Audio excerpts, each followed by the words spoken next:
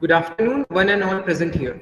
On behalf of the Electrical Engineering Society, BIT Sindri, I welcome you all to today's webinar on the exciting and highly relevant topic, early adoption of emerging technologies. Yes, indeed. Today's session is all about how visionary leaders embrace new technologies early, inspire innovation, and shape the future. We are delighted to see such enthusiastic participation from students, faculty, and guests. Before we begin, let us take a moment to acknowledge the constant guidance of our respected faculty mentors and the dedicated efforts of all organizing team who made this event possible. Absolutely. Without their hard work and support, an event like this would not have been possible. Now, it's time to introduce our distinguished guest speaker for the evening. We are truly honored to welcome Ms. Lily Prasad, the Chief Technology Officer at FSS AI. She has been at the forefront of driving innovations and promoting the adoption of modern technologies in critical sectors. Her remarkable journey stands as an inspiring example of how leaders embrace change and shape the future. Her expertise and leadership make her the perfect person to guide us on how early adoption of technologies can transform industries and create new opportunities. With great pleasure, we welcome you, ma'am. Ma'am, we are eager to hear your insights. The stage is now yours. नमस्कार, good afternoon सभी को। और बहुत अच्छा लग रहा है कि दोबारा फिर से मुझे अपने अल्मा मैटर में और बच्चों को एड्रेस करने का मौका मिला। मैंने इंजीनियरिंग के बाद इलेक्ट्रिकल इंडस्ट्री और उसके बाद मास्टर्स करने के बाद मैंने कंप्यूटर साइंस इंडस्ट्री में काम करना शुरू किया। और तब मुझे ये लगा कि जो आईटी इंडस्ट्री होती है या इलेक्ट्रिकल इंडस्ट्री कंप्यूटर साइंस की जो इंडस्ट्री होती है वो आईटी के लिए नहीं होती है, बल्कि वो हर उस इंडस्ट्री के लिए होती है जो कि एक प्रोसेस ड्रिवन होती है। तो जहाँ भी हमारे प्रोसेसेस होते हैं, जहाँ पे हमारे बिजनेस चलते हैं, वहाँ पे हमें सबसे ज़्यादा टेक्नोलॉजी की ज़रूरत होती है। और वो टेक्नोलॉजी जो प्रोवाइड करता है वो आईटी इंडस्ट्री प्रोवाइड करता है। तो मैंने ये टॉपिक जो चुना है इमर्जिंग टेक्नोलॉजी की यूज़, मुझे ये लगता है कि हम जितने जल्दी इमर्जिंग टेक्नोलॉजीज को अडॉप्ट करेंगे उतनी जल्दी हमारा लाइफ जो है वो सिंपल हो जाता है। तो जब हम बात करते हैं कि इमर्जिंग टेक्नोलॉजी क्या है, क्यों हम बोलते हैं कि इमर्जिंग टेक्नोलॉजी इज इम्पॉर्टेंट, तो वी से दैट टेक्नोलॉजी तो ऑलरेडी अवेलेबल है, बहुत तरीके से अवेलेबल है, लेकिन जो नई टेक्नोलॉजी होती है वो हमेशा से फास्टर होती है, एफिशिएंट होती है, वो ज़्यादा ईज ऑफ डूइंग बिजनेस लाती है, वो ज़्यादा इनोवेटिव होती है। और इसलिए हमें we should always be looking for emerging technologies. आप लोग यंग लोग हैं, आप लोग यंग हमेशा ये देखते हैं, यार ये नया बाइक आया है, इसमें ये फीचर आया है, ये मोबाइल आया है, इसमें ये फीचर आया है, ये लैपटॉप आया है। ये आप लोग ज़्यादा सजग हैं, आप लोग ज़्यादा अवेयर हैं। You keep looking for new technologies which will enhance your life. But how does this new technology enhance the businesses, process transformation? तो मुझे ये लगता है कि जितनी भी तरह की टेक्नोलॉजी आती है which is mainly related to AI हो सकता है, मशीन लर्निंग हो सकती है, रोबोटिक्स हो सकता है, ह्यूमनॉइड हो सकता है, डीप लर्निंग हो सकती है, ब्लॉकचेन हो सकता है। ये जो टेक्नोलॉजीज आती है इनके तरह तरह के एप्लीकेशंस है, और इनको जब हम सही तरीके से अप्लाई करते हैं हम किसी भी इंडस्ट्री में, तो शायद उनका यूज़ करने से और सही तरीके से यूज़ करने से रिजल्ट जो है वो बहुत ज़्यादा इफेक्टिव हो जाता है। मैंने कोई पीपीटी नहीं बनाई है आज, मैंने सिर्फ ऐसे ही मैंने सोचा आप लोगों से बात करूं, आप लोगों को बताऊं और अपना अपने एक्सपीरियंस को शेयर करूं, ताकि शायद आप लोगों में जो एंथुसियाज्म है इट बिकम्स मोर प्रोसेस्ड और आप इसको अच्छी तरीके से यूज कर पाएंगे। जैसे एआई यूज होता है। एआई पहले हम लोगों ने जब डेटा पे काम करना शुरू किया तो हमने सुना बिग डेटा हो गया है, हडूप हो गया है, जहाँ पे बहुत लार्ज डेटा है। पहले हम लोग एक्सेल में मेहनत करते थे, माइक्रो फॉर्मूलाज लगाते थे और उसको प्रोसेस करते थे, उससे समझने की कोशिश करते थे कि कोई डेटा बहुत हैवी डेटा जिसको प्रोसेसिंग करना है फास्ट, तो शायद हम माइक्रो प्रोसेसर लगा के हम उसको यूज कर सकते हैं। लेकिन आज आपके पास एआई है, आप उसको डिफरेंट फील्ड में यूज करते हैं। जब आप एआई को मेडिसिन में यूज करते हैं, आप एआई को फ्रॉड बैंकिंग में यूज करते हैं, आप एआई को ब्लॉकचेन में यूज करते हैं, आप एआई को ट्रैकिंग में यूज करते हैं, जैसे कोरियर सर्विसेज है। उस हर जगह पे जब आप एआई को यूज करते हैं तो वो आपको इंफॉर्मेशन को और डेटा को प्रोसेस करके रिजल्ट बताता है, रिजल्ट भी बताता है और आपके रिजल्ट को एनहांस भी करता है in the form of prediction. इसलिए ये ज्यादा जरूरी है कि हम हमेशा नए नए टूल्स, नए टेक्नोलॉजीज को यूज करें, यूज करना सीखें और उसको किसी ना किसी तरीके से हम अप्लाई करते रहें। उससे क्या होगा, आप जो भी काम कर रहे हैं या जिस भी काम में आप इस नए टेक्नोलॉजी को यूज कर रहे हैं, उससे आपको एक एस्टैब्लिश्ड प्रोसेस मिलेगा। पहले हमारा मैनुअल सिस्टम था, अभी आपके पास ये टूल्स है। कहते हैं ना, टूल के बिना आदमी एकदम फूल होता है। फूल तो नहीं होता है, लेकिन हाँ, जब टूल होता है तो आपके काम करने का समय कम हो जाता है। जो आप मैनुअली पहले काम करते थे, आप 12 घंटा, 14 घंटा, 18 घंटा काम करते थे, आप एक तरफ आप साइंटिफिक अप्रोच से काम करते हैं और दूसरी तरह इन टूल्स को लगाते हैं, सो दैट ये जो भी डेटा प्रोसेसिंग करनी है हमें और जो हम रिजल्ट या आउटपुट पाना चाहते हैं, उस रिजल्ट को ये टूल प्रोसेस करके हमें देगा। तो जब हम इस तरह की टेक्नोलॉजी को अडॉप्ट करते हैं इंडस्ट्री में, तो बहुत बड़ा ट्रांसफॉर्मेशन आता है। वो माइंडसेट का आता है ट्रांसफॉर्मेशन, वो एडॉप्शन का आता है, वो बिजनेस प्रोसेसेस का आता है और ईज ऑफ डूइंग बिजनेस का आता है।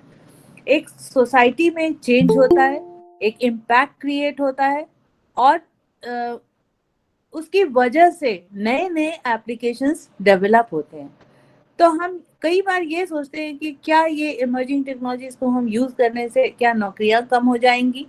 क्या लागत कम नहीं होती है? आप ये सोचिए कि एक इमर्जिंग टेक्नोलॉजी में कोई नया टेक्नोलॉजी आता है, कोई टूल आता है, तो क्या होता है, बहुत सारी डेवलपमेंट के लिए लोगों की जरूरत पड़ती है, बहुत सारी ट्रेनिंग की जरूरत पड़ती है, उसको सेल करने के, उसको मार्केटिंग के लोगों की जरूरत पड़ती है। तो ये कभी भी मैन पावर रिक्वायरमेंट जो है वो कभी डिप्लीट नहीं होता है, बल्कि ये और बढ़ जाता है। तरह तरह के लोगों का इन्वॉल्वमेंट होता है। जब हम ज्यादा लोगों को इन्वॉल्व करते हैं तो नई चीज और अच्छे से डेवलप होती है। अब ये जो इमर्जिंग टेक्नोलॉजीज है, ये क्या सिर्फ आईटी के लिए नहीं, ये आईटी के लिए नहीं होता है, ये डिफरेंट तरह के इंडस्ट्री के लिए होता है। सबसे ज्यादा जो इमर्जिंग टेक्नोलॉजीज यूज हुई है, एग्रीकल्चर में यूज हुई है, मैन्युफैक्चरिंग सेक्टर में यूज हुई है, ऑटोमोबाइल इंडस्ट्री में यूज हुई है।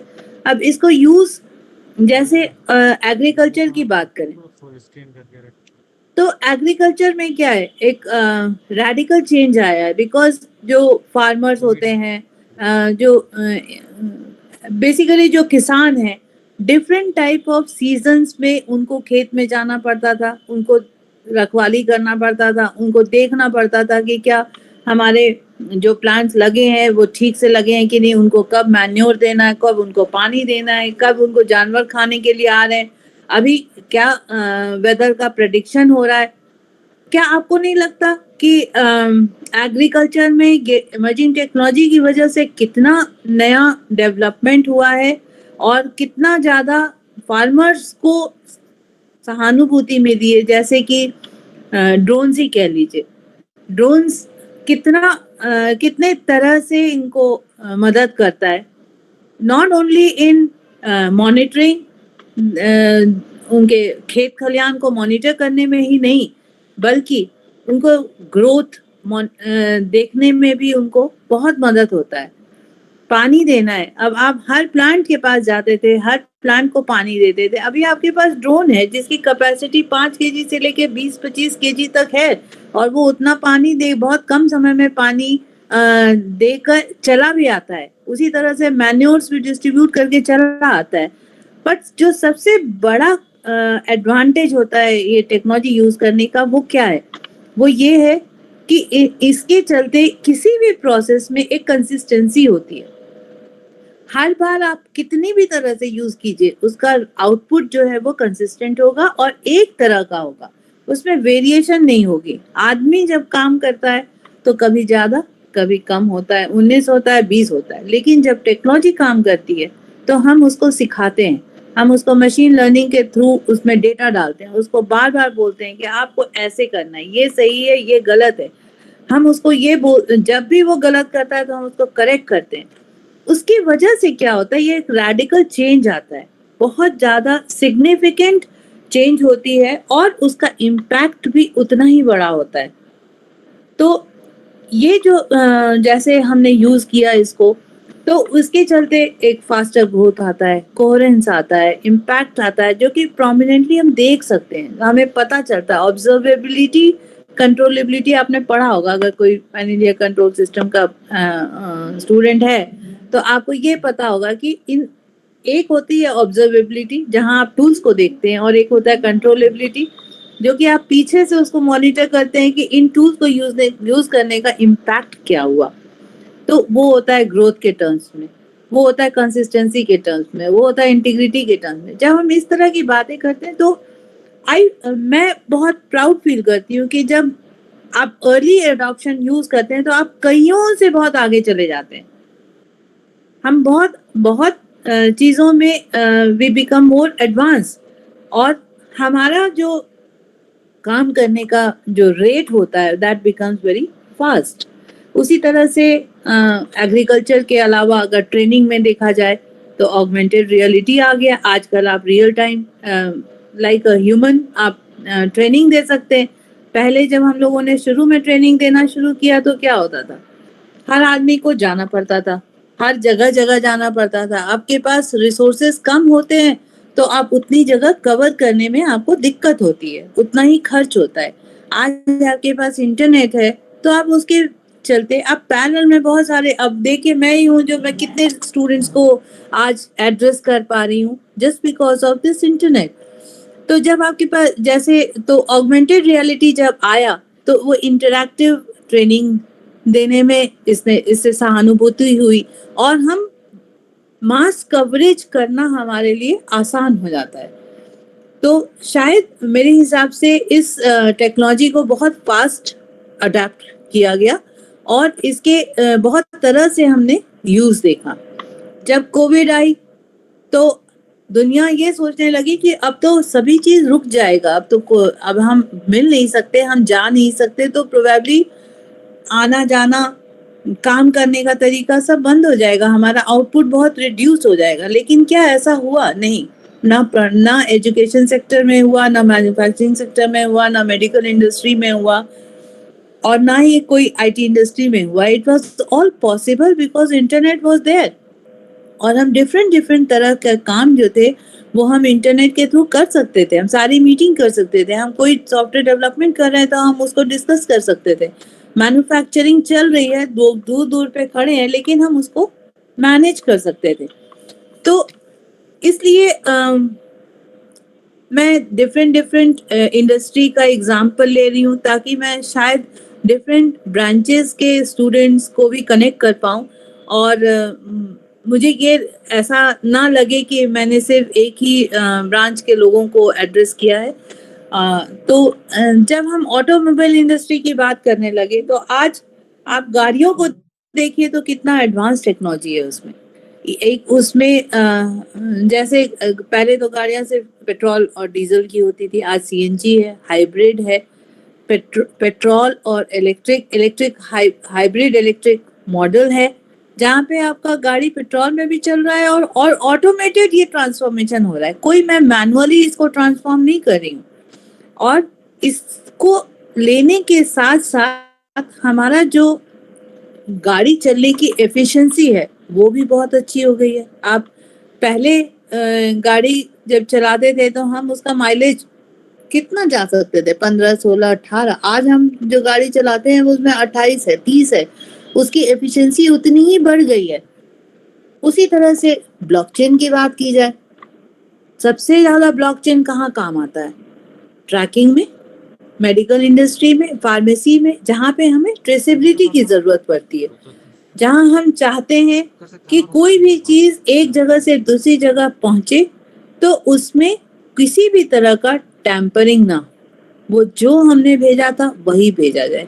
जैसे कि कोई सैंपल भेजा जाता है, कई बार उसकी टेम्परिंग होती है और इसलिए मालूम नहीं होता है कि जो मैंने सैंपल दिया है वही टेस्ट होकर रिपोर्ट आया है या कोई और आया है। तो इन सबको देखने के लिए, इन सबको टेस्ट करने के लिए, इस प्रोसेस को चलाने के लिए मुझे लगता है कि ब्लॉकचेन बहुत ज्यादा हेल्प कर रहा है और बहुत तरीके से it becomes very effective, not only in medical industry, जैसे फूड इंडस्ट्री में भी सैंपल जाता है।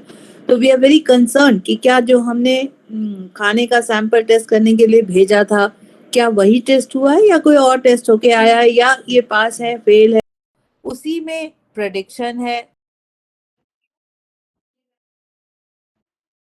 तो सोचने की ये बात है कि क्या हमारी जिंदगी बहुत आसान नहीं हो गई है इमर्जिंग टेक्नोलॉजी यूज करने से? क्या हम ये नहीं सोचने लगे कि हाँ, बहुत चीजें पॉसिबल है हमारे लिए, हम बहुत दूर तक जा सकते हैं, बहुत दूर तक देख सकते हैं, बहुत दूर तक सोच सकते हैं और बहुत कुछ कर सकते हैं। उसी तरह से जब हम स्टॉक मार्केट की बात करते हैं, फाइनेंशियल इंडस्ट्री की बात करते हैं, फ्रॉड डिटेक्शन करते हैं, शायद आपको पता नहीं होता कि फ्रॉड में जब बैंकिंग का जो डेटा होता है वो लाखों करोड़ों का डेटा होता है, बहुत सारे लोगों का होता है। और हम उस डेटा को अगर एनालाइज करने का सोचें, it becomes very very difficult when you adopt a manual process. आप एक को उठाएंगे, उसकी ट्रेस करेंगे, उसको लिंक करेंगे, उसका कुछ फॉर्मूला लगाएंगे और ये करने में बहुत ज्यादा हमारा समय चला जाता है। लेकिन जब हमारे पास मशीन लर्निंग जैसा टेक्नोलॉजी होता है तो हम डेटा फीड कर देते हैं and we wait for the result, and the result not only comes in days, hours, but it comes in minutes, seconds. Real time में हमें पता चल जाता है कि अच्छा, इस आदमी ने यहाँ पे ऑपरेट किया था, इस आदमी ने वहां पे ऑपरेट किया था, ये यहाँ पे था, ये उस समय वहां पे था। So typically the traceability and the fraud detection, आप किसी भी इंडस्ट्री की बात करें तो ये दो चीजें बहुत हाई लेवल में चेंज हुई हैं और इस चेंज का इम्पैक्ट भी हमारी जिंदगी में बहुत फास्ट आया है। आप एनएलपी का बात करें, जहाँ पे हम कोई फ्रेज या कीवर्ड बेस्ड सर्च करना चाहते हैं, वो आपको सिर्फ एक डॉक्यूमेंट में नहीं देता, बल्कि आपको बहुत सारे डॉक्यूमेंट में भी अगर आप सर्च करना चाहते हैं और उसको ट्रेस करना चाहते हैं तो उस हर जगह पे वो आपको चेक करके बताता है। उसी तरह आईओटी का बात करें, so what I am basically trying to say is, मैं बहुत लंबा चौड़ा भाषण नहीं देना चाहती, मगर मैं ये कहना चाहती हूँ कि when we talk about different type of technologies, तो वो क्या होता है, हमारा इम्पैक्ट जो है बहुत ह्यूज है। जैसे स्पीच रिकॉग्निशन हो गया, ट्रैफिक में हो गया, प्रोडक्ट रिकमेंडेशन में हो गया, फ्रॉड डिटेक्शन में हो गया, वर्चुअल असिस्टेंट हो गया, फाइनेंशियल में हो गया। तो ये सारे काम जो है वो it is using the technology. Now how do you adopt it? Now जो हमारी टेक्नोलॉजी होती है वो दो तरह से हो सकती है। एक होता है कि हमने अपने पुराने एक्सपीरियंस को यूज किया और उसको कुछ नया काम करने में यूज किया, तो वो काम अच्छा होगा जरूर, बिकॉज आपकी जो एक्सपीरियंस है वो आप सक्सेसफुल एक्सपीरियंस, तो नेचुरली उसका रिजल्ट भी बहुत अच्छा होगा एंड वो फुल प्रूफ होता है। लेकिन इसमें समय लगेगा, उसको प्रूफ ऑफ कॉन्सेप्ट के थ्रू करना पड़ेगा। उसका प्रूफ ऑफ कॉन्सेप्ट करने का कोई मॉडल बनाना पड़ेगा। वो मॉडल भी आप कोई एक्सेल या उस तरह की चीजों में बनाएंगे। लेकिन जब हम बात करते हैं मशीन लर्निंग का, तो मशीन लर्निंग में आपने एक बार मॉडल बना दिया, मॉडल में आप डेटा डालते जाइए। वो डेटा ऑटोमोबाइल इंडस्ट्री की हो, फाइनेंशियल की हो, ऑटोमेशन की हो, आईटी की हो, कहीं की भी होगी, वो डेटा यूज करेगा और उसको उसका आउटपुट आएगा, और इस आउटपुट में हमेशा कंसिस्टेंसी होगी। इसलिए टूल इज बेटर। एक ही शेप, एक ही साइज, एक ही तरह का, एक ही आउटपुट के साथ आपको यूज करने को मिलता है, एंड इसलिए technology is very very important. Now we have talked a lot about different technology. Now मेरा मेरा मेरा prime reason for using this topic was, क्योंकि आप लोग अभी इंजीनियरिंग में पढ़ रहे हैं, आप में बहुत ज्यादा चीजों को यूज करने का ग्रीड होगा, लालच होगा। आप चाहते होंगे कि हम बहुत कम समय में बहुत चीजों को अडॉप्ट कर लें। मेरा सिर्फ इतना सजेशन है कि आप अडॉप्ट करें, मगर आप अपने डोमेन को फिक्स करें। ऐसा नहीं कि मैं एक टूल को लेके आज मैन्युफैक्चरिंग में करूं, मैं कल एग्रीकल्चर में चली जाऊं, मैं कल ट्रेनिंग में चली जाऊं, फार्मेसी में चली जाऊं, मैं उस टूल से खेलना शुरू करूं। नहीं, आप एक डोमेन बनाइए और उस डोमेन के ऊपर कम से कम 3 से 5 टूल को यूज कीजिए। जब आप डिफरेंट तरीके का टूल यूज करते हैं ना, और टूल को यूज करके आपका जो आउटपुट निकला है उसको मैट्रिक्स फॉर्म में कंपेयर करते हैं, तो आपको ये पता चलता है कि किस टूल का क्या फंक्शनैलिटी है और किस टूल में क्या एडवांटेज एंड डिसएडवांटेज है। जब हम एडवांटेज और डिसएडवांटेज देखते हैं, तो उससे हमें ये पता चलता है कि जो मुझे टूल चाहिए एक्चुअली, जो मैं टूल यूज करना चाहती हूँ या मैं बनाना चाहती हूँ, उसमें पॉसिबल फंक्शनैलिटीज क्या होनी चाहिए। और मैं इसको इसलिए मैं आप लोगों को बता रही हूँ, क्योंकि मैं जानती हूँ आपके में से 50% लोग नौकरी में नहीं इंटरेस्टेड होंगे, मगर बिजनेस में इंटरेस्टेड होंगे। आप चाहते हैं कि आप कोई इंडस्ट्री चलाएं, आप कोई नई अपनी कंपनी बनाएं। जब हम कंपनी बनाते हैं तो हम सबसे ज्यादा जो चिंता करते हैं वो करते हैं कि हमारे पास फाइनेंशियल स्टेबिलिटी है कि नहीं, पर हम ये नहीं करते कि जो हम काम करने जा रहे हैं उसके लिए मेरे पास टूल सेट है कि नहीं। Am I ready to run this business? Do I have sufficient resources in the form of finances, in the form of tool and in the form of manpower? ये तीनों चीज अगर सफिशिएंसी लेवल में जाएगी तो आप बहुत ज्यादा निश्चित है कि आप जो बिजनेस करने जा रहे हैं आप उसमें सक्सेसफुल होंगे। उसमें आप ट्रायल एंड एरर में नहीं जाएंगे, आप एक पॉसिबल सोल्यूशन की तरफ से जाएंगे और उसी तरह से आप काम करेंगे। तो ये एक मेरा सजेशन होता है कि आप इस तरह से करते हैं, ठीक है।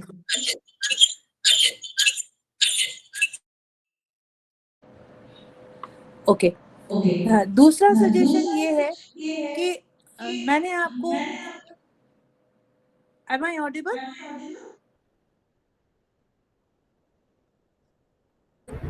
Yes ma'am. ठीक, ओके। नाउ लास्ट में मैं ये आप लोगों से कहना चाहती हूँ कि जब हम इस तरह की टेक्नोलॉजी की बात करती हैं, तो हम क्यों चाहते हैं कि हम इमर्जिंग टेक्नोलॉजीज अडॉप्ट करें? हम क्यों नहीं, जो टेक्नोलॉजी पे सक्सेस रेट हाई आया है हम उसी को यूज करते रहें? हम जानते हैं कि जो हम टेक्नोलॉजी पिछले 5 साल से यूज कर रहे हैं या जो भी टूल हम यूज कर रहे हैं वो मुझे अच्छा बिजनेस दे रहा है, वो हमें अच्छा रेवेन्यू दे रहा है, आरओआई मेरा अच्छा है, रिटर्न ऑफ इन्वेस्टमेंट बहुत अच्छा है, तो मैं क्यों ना उसी को यूज करती रहूं, मैं क्यों नए नए सिरे पे जाऊं? वो आप इसलिए जाना चाहते हैं बिकॉज 2 चीजें हैं उसमें। एक तो वो आप जब नया टेक्नोलॉजी अडॉप्ट करते हैं तो आपको एक कॉम्पिटिटिव एडवांटेज मिलता है। आप अपने जो पीयर हैं जिनसे आप बिजनेस में कंपटीशन बना के बैठे हैं, आप उनसे आगे बढ़ सकते हैं, आप उनसे जल्दी काम कर सकते हैं, आप नया प्रोडक्ट जल्दी लॉन्च कर सकते हैं, आपके बिजनेस एवेन्यूज में इंक्रीज हो सकती है, आपका आउटरीच बढ़ेगा, आप ज्यादा लोगों को कम समय में रीच आउट कर सकते हैं, आपके पास बिजनेस गेन करने का ज्यादा समय होता है, आप आपके पास टेस्ट करने का ज्यादा समय होता है, आप अडॉप्ट करते हैं तो आप बहुत तरह की चीजों में आप इसको यूज कर सकते हैं, और उसके बाद आप डिफाइन कर सकते हैं कि मेरा बाउंड्री क्या है, मैं कहाँ पे यूज करना चाहता हूँ, मैं क्या एफिशिएंसी लाना चाहता हूँ अपने प्रोडक्शन सिस्टम में, मेरा क्या ग्लोबल चैलेंजेस था, मेरा क्या प्रॉब्लम था जिसका मैं सोल्यूशन ढूंढने के लिए इस टूल को अडॉप्ट करने के लिए गई, मेरा इकोनॉमिक इनइक्वालिटी जो होती है वो रिजॉल्व होती है। तो इन सभी चीजों के लिए आई फील, मुझे ऐसा लगता है कि emerging technologies is very very important, it has been adopted very well specially in automation, जहाँ पे रोजमर्रा का काम है, एक ही काम करना है, बार बार करना है, हमेशा करना है, जैसे कि किसी चीज की कोई सामान लगाना है, उस तरह का, या कोई मैन्युफैक्चरिंग इंडस्ट्री का होगा, इस तरह की आप लोग सब इंडस्ट्री में जाते ही होंगे देखने के लिए, आपको भी लगता होगा ना कि ये इंडस्ट्री कितना अच्छा चल रहा है, यहाँ पे काम कितने अच्छे से हो रहा है, यहाँ पे कोई मैनुअल इंटरवेंशन की जरूरत नहीं है, कोई चिल्लम चिल्ली नहीं हो रही है ना। So it is only because of how well we adapt the technology in my domain. उससे क्या होता है कि जो भी हमें चैलेंजेस हैं, जो भी प्रॉब्लम्स हैं, हम उसका सॉल्यूशन जो है वो बहुत एफिशिएंटली निकालते हैं, और निकालने के बाद हम उसको अडॉप्ट करते हैं उस तरह से जिस तरह से हम चाहते हैं, और जब हम जैसा हम चाहते हैं और वैसा ही हम अडॉप्ट करते हैं, उसको हम क्या बोलते हैं इंडस्ट्री में, एज इज, जिस तरह से हमने सपने में देखा था वैसा ही हो रहा है, तो उसका रिजल्ट जो है, उसका इम्पैक्ट जो है वो बहुत ज्यादा आता है, और इससे मॉडर्नाइजेशन होती है। क्यों आप एक ही आदमी को एक ही काम 5 साल तक कराते हैं, क्यों ना उसको नई चीजें सिखाएं, क्यों हम एक ही चीज पढ़ते रहे, 2 into 2 = 4, क्या ये मशीन नहीं कर सकता मेरे लिए, ये कर सकता है, मैं उसको मशीन को दे दूंगी करने के लिए, मैं अपना समय क्यों लगाऊं, मैं कुछ और चीजों में समय लगाऊंगी, और इससे मेरा जो मेरी जो सोच है, मेरी जो स्ट्रैटेजी है, जो विजन है वो, और आउटरीच है, ये मेरा बढ़ता है। तो हम सिर्फ आप लोगों को ये कहना चाहते हैं कि आप लोग सब सजग हैं, आप लोग सब के पास मोस्टली के पास मोबाइल होगा, आप लोग सब स्मार्ट डिवाइसेस यूज करते हैं, और तरह तरह के टेक्नोलॉजीज को आप देखते रहते हैं। तो मेरा सिर्फ इतना है कहना कि आप बहुत ज्यादा वाइड डोमेन में किसी चीज को देखने का मत सोचिए। Create your boundary for adoption of technology. आप सोचिए कि मुझे इस डोमेन में आगे काम करना है, जिस तरह से हम मास्टर्स और पीएचडी में काम करने का सोचते हैं, और हम सोचते हैं कि हाँ मैं इस डोमेन में काम कर सकती हूँ, मेरा ये स्ट्रॉन्ग है, या ये इसका इम्प्लीमेंटेशन अभी इंडस्ट्री में कम है, तो मुझे इस पे काम करना। उसी तरह से आपको भी अपना फोकस बनाना पड़ेगा, और उसके according we should start adopting technologies. और जब टेक्नोलॉजी अडॉप्ट करना है तो आप किसी के कहे के अनुसार मत यूज कीजिए, आप उसको वैसे यूज करिए जैसा आप सोच रहे हैं, और उसकी एक प्लानिंग बनाइए, उसका एक मैपिंग बनाइए, अपने रिक्वायरमेंट में मैप कीजिए, उसको यूज कीजिए, और यूज करने के बाद आप उसकी एक मैट्रिक्स जरूर बनाइए जब आप 4-5 टूल बनाते हैं, और उस मैट्रिक्स में से वो पिक कीजिए जो जो आपके नीड को में मीट करता है। जब आप वो करेंगे ना, तो आप ये देखेंगे कि आप औरों से आगे हैं, आप एक कॉम्पिटिटिव एज पे हैं, जहाँ पे शायद बहुत लोग ये नहीं पहुंच पाए। ये सब चीजें हम लोगों को सीखने में 10 साल लगा, 12 साल लगा, 15 साल लगा। मैं इसलिए आप लोगों को ये बता रही हूँ because you are young, you are intelligent, you have an active mind, और आज आप इस चीज को शुरू करेंगे तो शायद ये आपको बहुत आगे तक ले जाएगा। और इस तरह आज के ज़माने में सबसे बड़ी चीज़ है ह्यूमनॉइड, जो कि बहुत तरह के घर के कामों में आप देखते होंगे। किसी मॉल में जाएँगे, शायद इंडिया में पता नहीं कितना आया है, पर हाँ, बाहर में बहुत आया है। तो ये अडॉप्ट हो रहा है और इसका यूज़ हो रहा है और लोग तरह-तरह के यूज़ केसेस बना रहे हैं। तो मेरा सिंपल सा इतना सजेशन है आप लोगों से, मैं बहुत लंबा नहीं कहना चाहती, पता नहीं मैं कम्युनिकेट कर पाई कि नहीं कर पाई। सिर्फ मेरा ये कहना है कि टेक्नोलॉजीज़ की दुनिया में मत खो जाइए। अपने आप को ढूँढिए उस टेक्नोलॉजी में और उस टेक्नोलॉजी को अडॉप्ट करके अपने प्रॉब्लम के सॉल्यूशन को निकालने का कोशिश कीजिए। शायद मैं अब आपको किसी को कुछ पूछना चाहते हैं, कोई कुछ कहना चाहता है, कोई जो भी है वो I am available now. Thank you so much, ma'am, for those enlightening words. They truly gave us a new perspective. Yes, now we move into our Q&A session where our audience gets a chance to directly engage with ma'am. To begin with, here are some questions we have prepared. Ma'am, the first question is uh, what do you think are the biggest challenges organizations face when trying to adopt emerging technologies early? Okay, तो मैंने जैसा आपको कहा कि सबसे बड़ा ये होता है कि हम टेक्नोलॉजी की दुनिया में ही खो जाते हैं।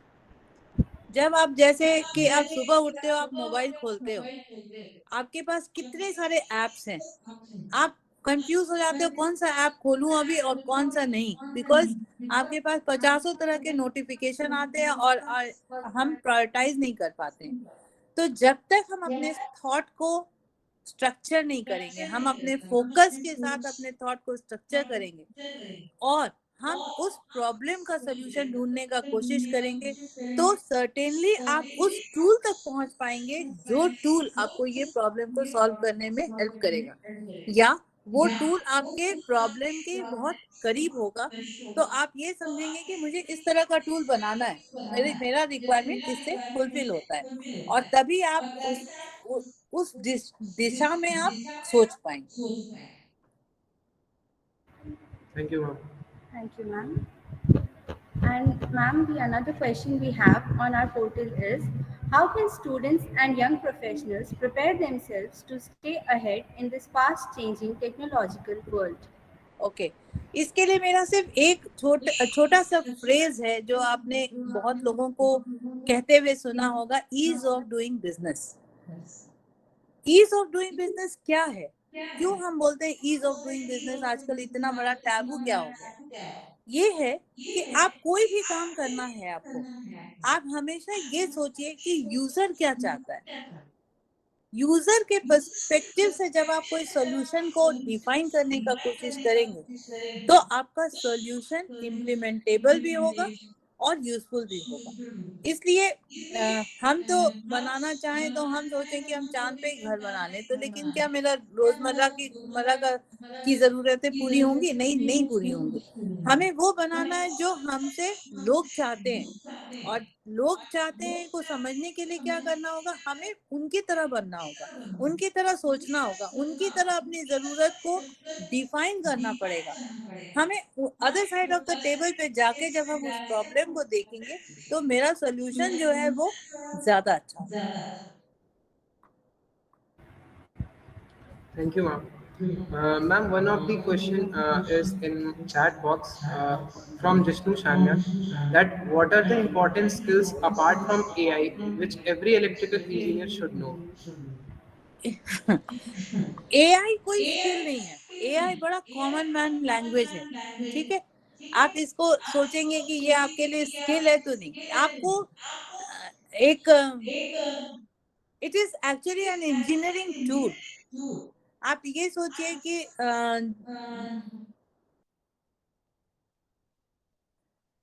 एआई क्या करता है आपको? एआई आपको काम करने के तरीके को आसान करता है, को समझने में मदद करता है, आपके बिजनेस को ट्रांसफॉर्म करता है, so that the process becomes automated. आपके बहुत सारे चीजों को एक साथ सुलझाता है, बहुत लार्ज सेट ऑफ डेटा है, उसको बहुत जल्दी से काम करके देता है, इससे आपका समय बचता है. It is not about having very special skills. It is about identifying proper technology to be use. आपके सिलेक्शन का तरीका अच्छा होना चाहिए, न कि आपका स्किल का. हम आपको कितना भी प्रोग्रामिंग सिखा दें, मान जैसे हम लोगों ने जिंदगी जब शुरू की थी आईटी इंडस्ट्री में, तो हम लोगों ने कहाँ से शुरू किया था, सी सीखना शुरू किया था. आज आपके पास कितने तरह के लैंग्वेजेस हैं. क्या आप एक लैंग्वेज करके काम चला सकते हैं? नहीं. आपके पास डिफरेंट तरह के डेटाबेसेस हैं. अब मैं आपको बोलूं कि नहीं आप एक ही तरह का डेटाबेस में सभी एप्लीकेशन को बनाइए, तो ये भी पॉसिबल नहीं है.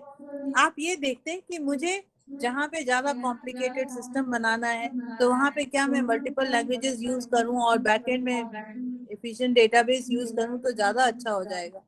तो ये चीजें आपको सिर्फ समझने की जरूरत है, और इसको समझने के लिए कोई स्पेशल ट्रेनिंग नहीं है. हाँ, ट्रेनिंग क्या करता है, जब हम आपको ट्रेन करते हैं तो आपके माइंड को हम ओरिएंट करते हैं, प्रोसेस करते हैं, हम उसको ऑर्गेनाइज करते हैं. बस इतना ही होता है. जो भी बातें मैंने आपको बोली है, ये कोई नई बात नहीं बोली. आपको ये कई जगह पे गूगल पे भी मिल जाएगा.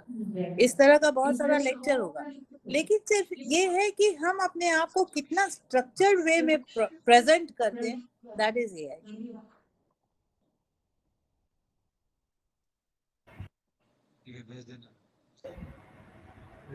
And after this, we will also be taking some live questions from our participants. Attendees, please raise your hands.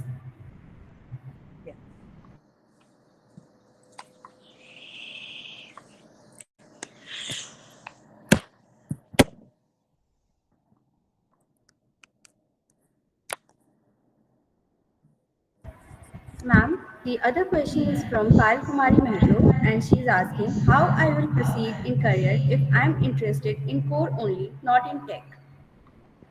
In code. Yes, ma'am, she is particularly interested in core only. अच्छा, code करना चाहते हैं तब तो बहुत easy है life आपके लिए.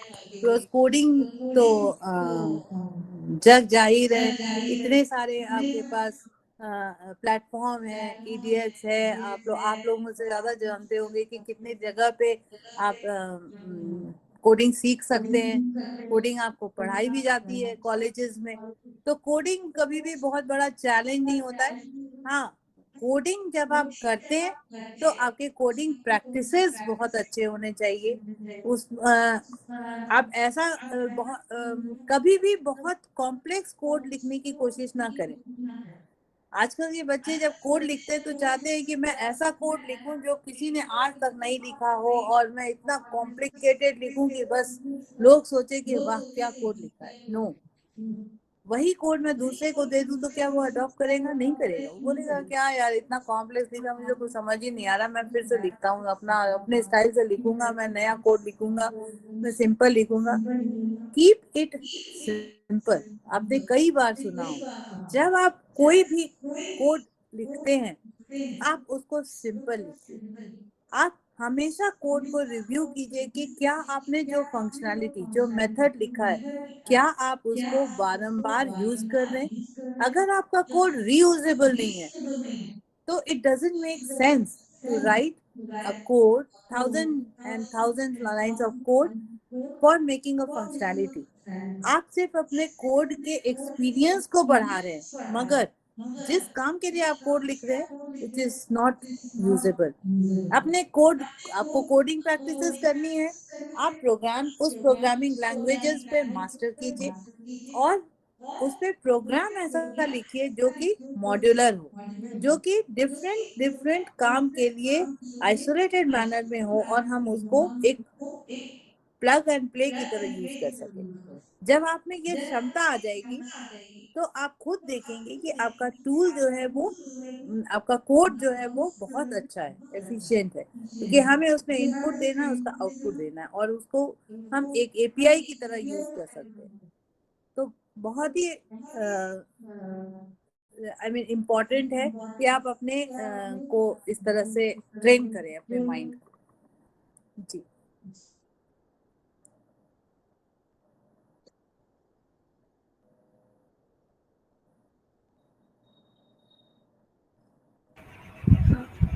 Ma'am, one more question from Shashikanta sir. Any advice for those who wants to switch from code to tech? See, there is a very fine line between coding and technology. जब आप codes करते करते जब आप designing field में चले जाते हैं, जब आप आर्किटेक्ट बन जाते हैं, तो आप टेक्नोलॉजिस्ट हो जाते हैं, है ना? लेकिन क्या आप टेक्नोलॉजिस्ट बिना कोडिंग किए हुए कर सकते हैं? क्या विदाउट कोडिंग प्रैक्टिसेस आप टेक्नोलॉजिस्ट बन सकते हैं? नहीं, आपको कोडिंग करना ही पड़ेगा। और टेक्नोलॉजी में जाने के लिए आपको कम से कम 2-3 प्रोडक्ट के साइकिल में जब आप काम करते हैं, प्रोडक्टाइजेशन आप समझते हैं ना, मतलब वो प्रोडक्ट बना, उसका बनाने का एक लाइफ साइकिल होता है। वो प्रोडक्ट बना, उसको यूज किया गया और उसको ऑपरेशंस में डाल के जब हम उसका आउटपुट देखते हैं, तो ये एक प्रोडक्ट का साइकिल होता है। जब आप इस साइकिल में 2-3 बार अपने आप को चर्न करते हैं, तो आपको समझ में आता है कि ये डिजाइन का एस्पेक्ट क्या है। और आप टेक्नोलॉजिस्ट बनना चाहते हैं तो आपको डिजाइनिंग बहुत अच्छी आनी चाहिए। You have to strengthen your design principles. और जब आप डिजाइन पे सीखेंगे काम करना, तो बहुत ही अच्छा आप एक टेक्नोलॉजिस्ट बन सकते हैं। So you always start from coding and then you work towards designing, you work towards coding, review of the system, उसको improvisation करना। और इस साइकिल को पूरा करने के लिए 1 साल से 1.5 साल का समय लगता है, 2 साल का समय लगता है। आप किसी भी कंपनी में जाएं, उस जगह पे आप उस पूरे साइकिल को 2 बार 3 बार चले। आप ये मत सोचिए कि ये अभी मुझे ये नौकरी मिली है, मैं यहाँ पर एक टेक्नोलॉजिस्ट की तरह काम कर रहा हूँ, मैं 1 साल काम करूंगा फिर वहां चला जाऊंगा। उससे आपको कुछ गेन नहीं होने वाला, क्योंकि टेक्नोलॉजी छोटे समय के लिए नहीं होता है, बड़े समय के लिए होता है। और हर डोमेन का टेक्नोलॉजी अलग अलग होता है, तो उसका लर्निंग साइकिल, लर्निंग कर्व उतना ही बड़ा होगा। आप लोग सब साइन कर्व जानते होंगे ना। साइन कर्व में जितनी देर में आप नीचे आते हैं, उतनी ही देर में फिर ऊपर जाने में लगता है। और नीचे से ऊपर जाने का समय सबसे लंबा होता है, और ऊपर में रहने का और नीचे में रहने का समय सबसे कम होता है। इसलिए जो नीचे से जब आप ऊपर जाते हैं, that is the time taken to become technologist from a coder. Coding सबसे आसान है। आपको मैं 1 लाइन का रिक्वायरमेंट दूंगी, आप फट से बैठ के कोड लिख दोगे। लेकिन वो कोड कितना अच्छा है, वो कितना इंडिपेंडेंट है, वो कितना मॉड्यूलर है, वो कितना रीयूजेबल है, ये आपको प्रैक्टिस करना है। समय समय पे आप जितना ज्यादा इसको प्रैक्टिस करेंगे, आप उतने अच्छे टेक्नोलॉजिस्ट हो सकते हैं। और अच्छे टेक्नोलॉजिस्ट होने के लिए अच्छा प्रैक्टिशनर होना होगा। जब आप अपने आप को ऑब्जर्व करेंगे जितना, तो आप दूसरे को भी उतना ही अच्छा बता पाएंगे। I think we have covered all the questions for now. And now I would like to invite General Secretary of our Electrical Engineering Society for vote of thanks.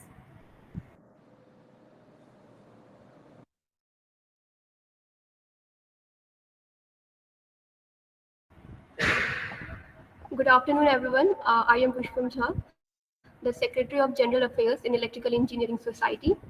On the behalf of Electrical Engineering Society, I would like to thank you, ma'am, for your valuable time, your insightful thoughts, and your inspiring words.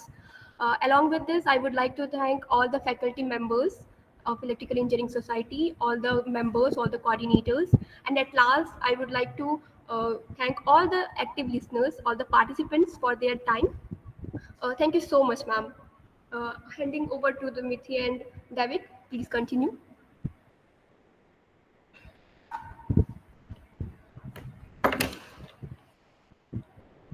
Thank you so much, ma'am. Thank you so To much. all our participants for joining us today, and special appreciation to our organizing team and respected faculty mentors for making this event possible. With that, we conclude today's session. Let's carry forward the knowledge and inspiration gained here and apply it in our academic, professional, and personal journeys. Thank you, everyone, and Thank wishing you. you a wonderful evening ahead. Thank you so much. Thank you. See you again and all the best.